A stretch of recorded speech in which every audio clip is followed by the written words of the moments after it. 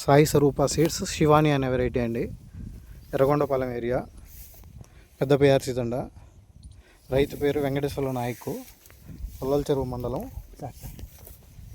చూడండి, దగ్గర కాపు, ఎక్కడా కూడా వైరస్ అనేది లేదు. బాగా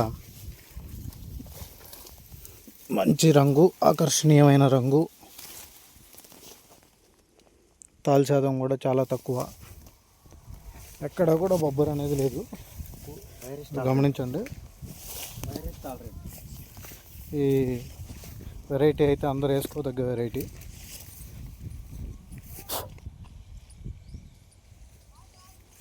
సాయి స్వరూప సీడ్స్ శివాని అనే వెరైటీ.